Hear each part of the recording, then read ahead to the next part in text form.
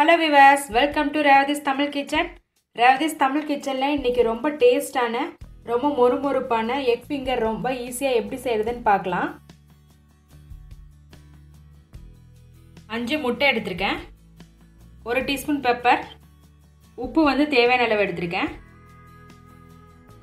இப்போ இந்த 5 முட்டையை வந்து பவுல்ல உடைச்சு ஊத்திடலாம். அடுத்ததா தேவையான அளவு உப்பு, பெப்பர் சேர்த்து நல்லா மிக்ஸ் பண்ணி விடுங்க. முட்டையை நல்லா பீட் பண்ணிக்கலாம்.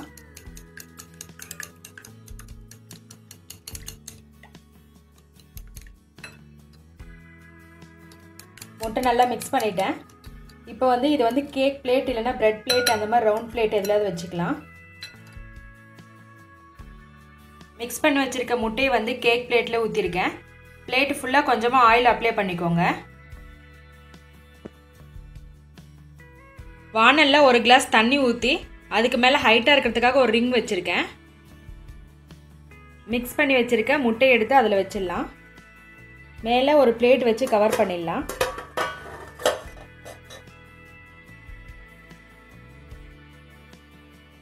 அதுக்கு மேலே இன்னொரு பிளேட் வச்சு க்ளோஸ் பண்ணிடலாம். அடுப்பு வந்து மீடியம் ஃப்ளேமில் வச்சுக்கோங்க. 20 to 25 நிமிஷத்தில் நல்லா வெந்துடும். முட்டை வெந்துருச்சான்னு பார்க்கலாம். எக் ஃபிங்கர் செய்ய முட்டை வந்து ரெடி ஆகிடுச்சு. இப்போ இதை வெளியில் எடுத்துடலாம்.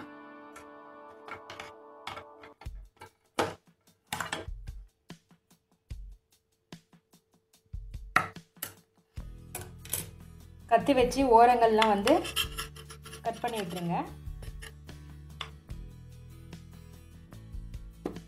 ஒரு பிளேட்டில் கமுத்தி இப்படி தட்டினா கீழே விழுந்துடும். அடுத்ததாக எக்கு வந்து நீள நீளமாக கட் பண்ணிக்கலாம்.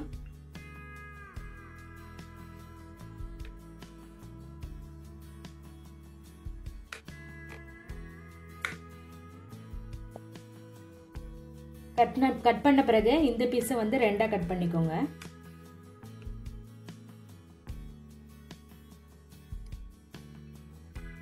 எல்லா எக்கும் கட் பண்ணி வச்சுட்டேன். அடுத்ததா இப்போ வந்து மொறுமொறுப்பான எக் ஃபிங்கர் எப்படி செய்கிறதுன்னு பார்க்கலாம். 1 ஸ்பூன் கார்ன்ஃப்ளவர் எடுத்திருக்கேன், 1 ஸ்பூன் மைதா மாவு, 1/4 டீஸ்பூன் வந்து மிளகாய் தூள் எடுத்திருக்கேன், கொஞ்சமாக வந்து உப்பு எடுத்திருக்கேன். அதை வந்து ஒரு பிளேட்டில் வச்சுக்கோங்க. அடுத்ததாக இன்னொரு பிளேட்டில் வந்து பிரெட் கிரம்ஸ் எடுத்துக்கோங்க. இன்னொரு பவுலில் 2 முட்டை உடைச்சி வச்சுருக்கேன். அதில் கொஞ்சமாக பெப்பர், உப்பு சேர்த்துக்கோங்க. முட்டையை நல்லா பீட் பண்ணிவிடுங்க. எக்கை பீட் பண்ணிட்டேன். அடுத்ததாக கார்ன்ஃப்ளவர், உப்பு, மைதா மாவு இதெல்லாம் சேர்த்து மிக்ஸ் பண்ணிக்கோங்க.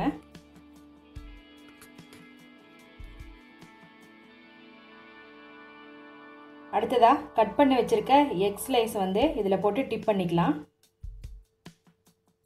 ஃபஸ்ட்டு மைதா மாவு கார்ன்ஃப்ளவரில் டிப் பண்ணிக்கோங்க.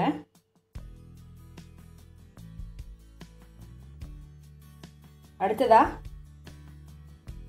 எக்கில் வந்து டிப் பண்ணிக்கலாம்.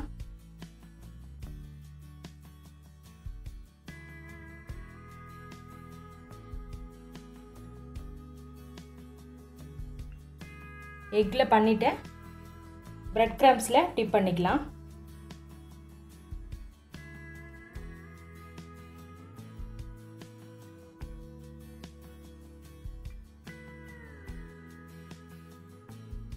மறுபடியும் இன்னொரு டைம் எக்கில் வந்து டிப் பண்ணிக்கலாம்.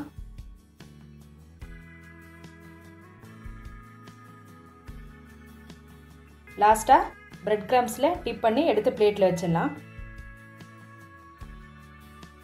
இதே போல் எல்லா எக்கும் பண்ணிவிடுங்க. டிப் பண்ணி எடுத்துருங்க. ஃபிங்கர் எல்லாம் டிப் பண்ணி எடுத்து வச்சுட்டேன். இப்போ அடுத்ததாக வானலில் எண்ணெய் சூடு பண்ணிக்கோங்க. டிப் பண்ணி வச்சுருக்க எக் லைன்ஸ் எடுத்து எண்ணெயில் போட்டு பொரிச்சு எடுத்துடலாம்.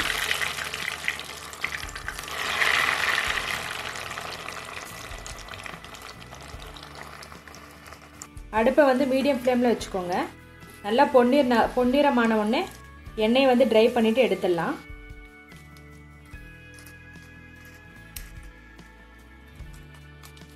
நல்லா பொன்னிறம் ஆயிடுச்சு. இப்போ எண்ணெயை வடிச்சிட்டு பிளேட்டில் எடுத்து மாற்றிடலாம்.